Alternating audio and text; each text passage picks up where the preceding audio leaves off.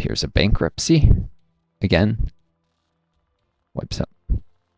It was 5% of my GDP, not a huge deal. Hurts relations, I don't have a block or a stock exchange. It was 136 AP. Wait. 2 bankruptcies in a row? What? That shouldn't have happened.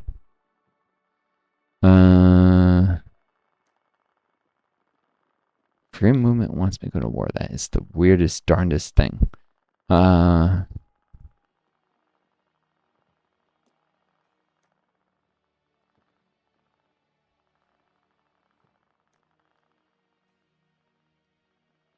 They want me to, quote, spread freedom, I guess. So, yeah, anyways, there are many different countries that the Soviet Union tied with, or was similar to at varying degrees throughout its history. The capitalist ones that surpassed them all eventually. So it was climbing the ranks in economic development. And in absolute terms, it's a very large country, it ended up being the second largest economy in the world by some measures before it collapsed. It was a huge country. Its population was approaching 300 million. Sometimes I say it was population was smaller in the US, but I think that's when measures that exclude like Kazakhstan and stuff, when you include all the Soviet republics, it actually had a larger population than the US. Although it was growing more slowly because it didn't have a lot of immigration. This was partly because the borders are partly sealed, though. Free education they provide their public create a lot of scientists and engineers with great skills, and they didn't want them leaving the country, so they had the Iron Curtain. People couldn't leave the country except other Soviet countries of the Warsaw Pact. And so that made it hard for people to emigrate into the Soviet Union if they wanted to. An unfortunate side effect of that for them. And because of suspicion and fear, it would be hard for people to move from capitalist countries there, even if, you had a socialist who lived in the US and wanted to go to Soviet Union because they wanted to live in a socialist country. They couldn't do it because, the KGB would be afraid that they were actually a spy, and many such people probably would have been. Weapon storehouse. Our sources inform us that one of the freedom movement storehouses is full of weapons and ammunition. They suggest we raid it now before they move it. Maybe that's why they want me to go to war, so that we can the military. We can't risk our relations. No.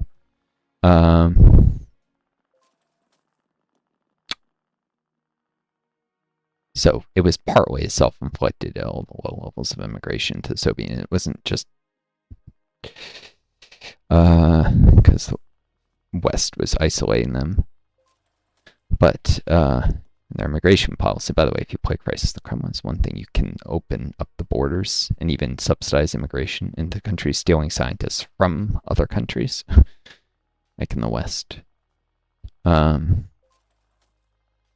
Well, that'd be less effective in sabotaging them than stealing from socialist countries, which tend to have free education, whereas stealing workers in the capitalist world, they would tend to have lots of student loans, which unless you said, if you come here, your student loans are null and void, we're not going to respect those, then I suppose you would have seen PhDs from the US have moved to the Soviet Union just to get rid of their student loans if they were able to. That didn't historically happen, but maybe it could have happened. Maybe. I still haven't seen East Yugoslavia events.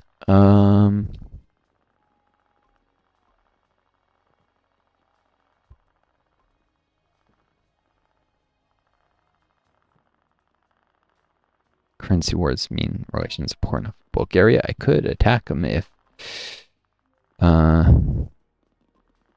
things after the elections and system moved back to, quote, authoritarianism. The raid was a success, but I chose not to pull off the raid.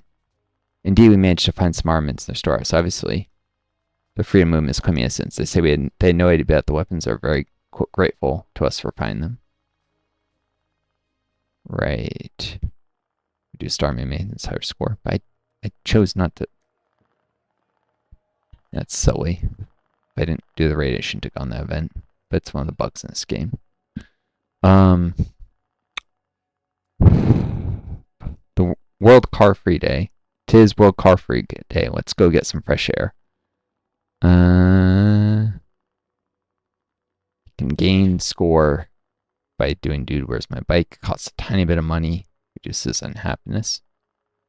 For a tiny country like this, where there aren't a whole bunch of provinces, though, you actually want to do I can't live without a car because I'm not going to be scores irrelevant for me, I think. Yeah, I'm 52 in score. It's irrelevant. No reason to spend the money. There should be benefits to bike infrastructure in the game, but there aren't.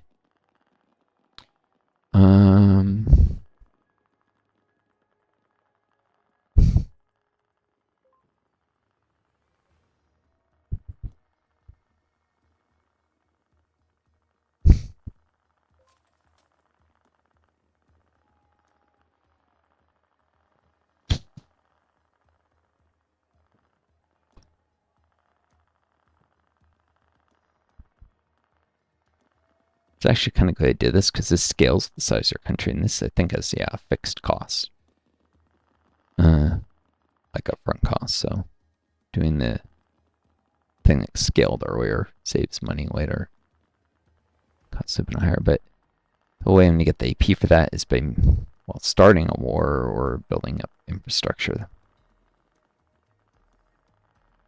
Developing my infrastructure would be the smarter idea. Rather than starting a war, I'd probably lose. Although, most countries, the worst they would do to me is just force their political system on me. So I could just start a war intending to lose it. One way you lose the game is that they decide to annex you or something. Which a democracy will not do unless they have claims on you, so... Could start a pointless war in Bulgaria. Border skirmishes or something. Just need to hurt relations first. Costs 2 action points, 20 money. This it's not very expensive, but it's not free either.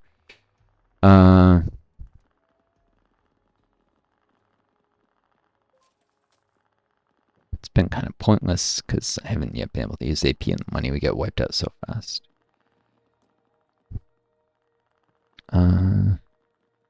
Gang smashed. Huge success for our police force. They dismantled one of the biggest gangs in the country. Gain some score, reduce some happiness. My growth rate is struggling to stay ahead of pop growth. 62% population growth. That's probably because of very low unemployment.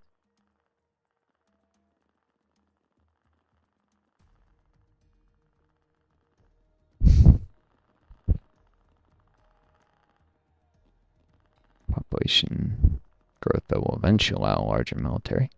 More people can volunteer or be drafted into the military.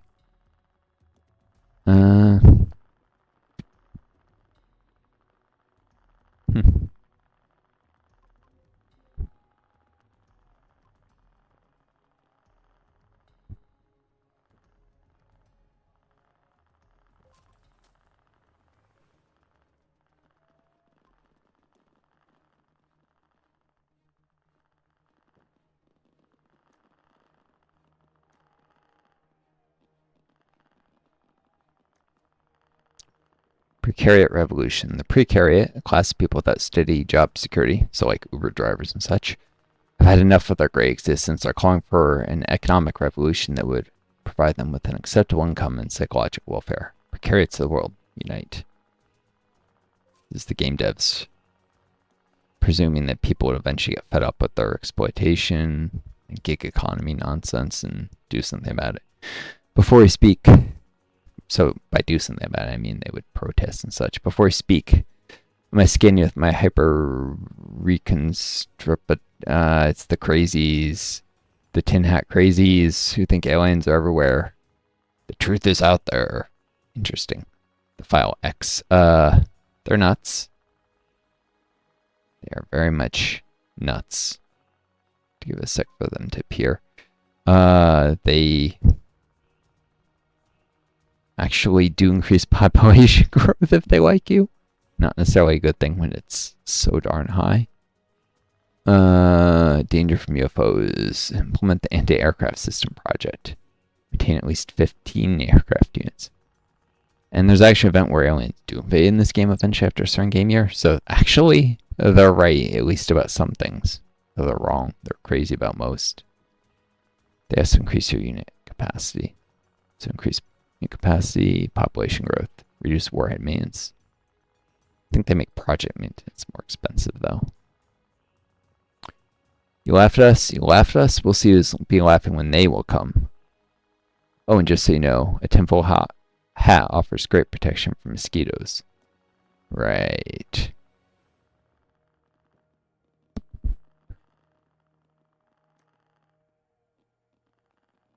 The game, it's one of the zanier things in this game, but they're actually right.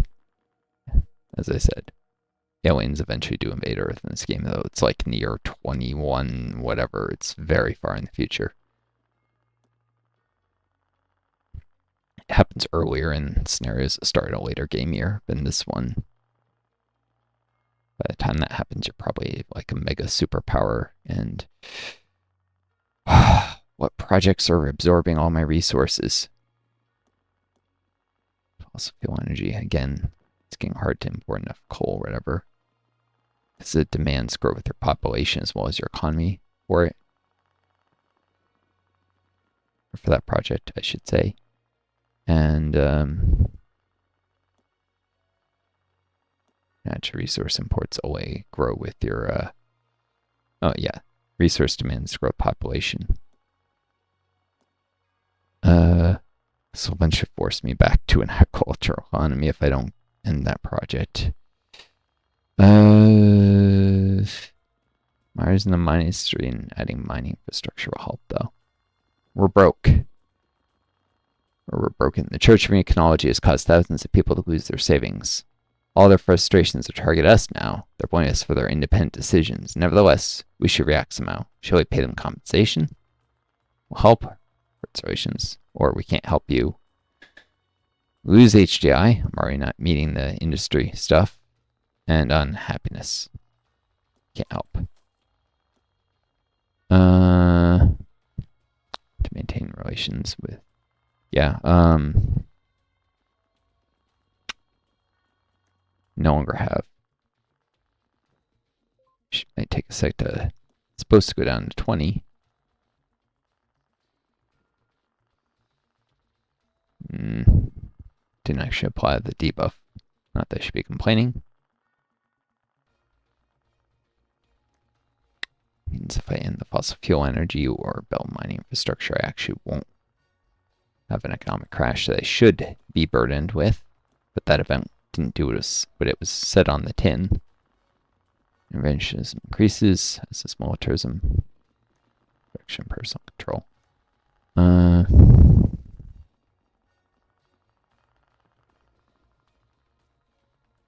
Military parade. Nasha is coming. Perhaps we should celebrate a great country by organizing a military parade. Increase militarism. Very cheap for such a small country. Authoritarianism now. Easier time declaring war. That hurts economic growth in a way because you can't accumulate as much debt. Mining infrastructure is going to bankrupt me anyways. So why do I care?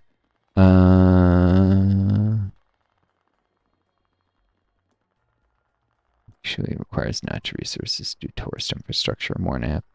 But yeah, mining infrastructure.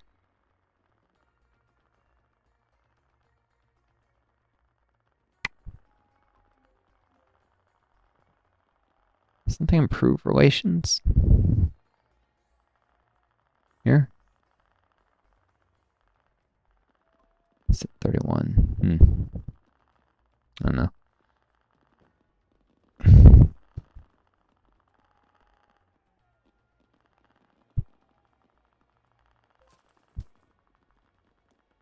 Taken.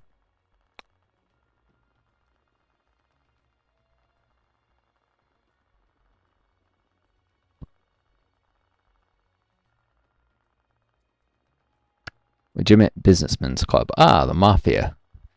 So I didn't see my club before. Are you sure? Well, anyway, my name is Anthony Toroni, but you can call me Then Tom. I represent our What organization? The Legitimate Business Club. I just want to drop in on you. Blah, blah, blah. They're the mafia. They increase unemployment, if I remember. Reduce personal control. You ally with them. Increase, or I think they reduce project maintenance. So some good things they do. They make unemployment worse. Best for business. We need a good base to do good business. Make sure the arms production economy is inactive. Unemployment is greater than 15. Unhappiness greater than 10. And war losses is 0. So they want people to be unemployed, but not in the military, basically. Not been in the military. Lots. Right. Some of their events can be beneficial. A lot of these NGOs help very small countries, but are harmful for large ones. Point you might want to ignore them. The peace planet, well, useful if you want to acquire allies. Instead, take the militaristic approach.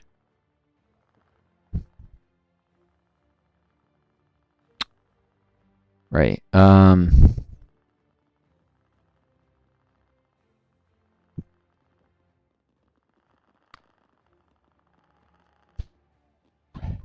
Various things periodically wipe out my action points. Much does this cost? 300. I should probably just try this.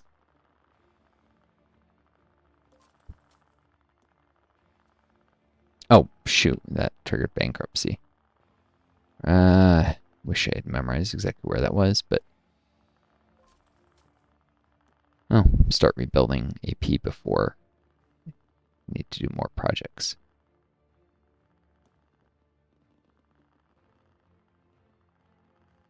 Might do war with Albania. They're probably easier to fight than Bulgaria. One taken... You don't have to conquer the country.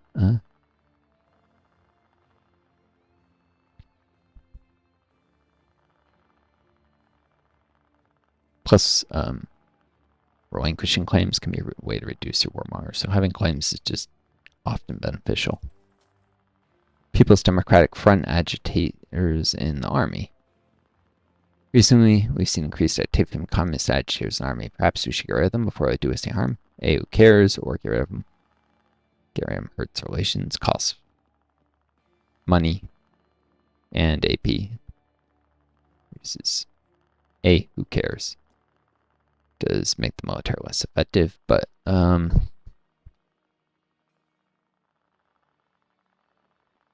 I do a war, it's probably a war I intend to lose. So not much care. Agents in the UK that were trying to spy on me. Although, you do need some military to deal with potentially rioters. That is a revolt in your country. That's the danger you actually have to defeat. If you lose them, you lose the game. Alright, modernize the mining industry. Once they have the AP, do mining infrastructure. They'll trigger another bankruptcy.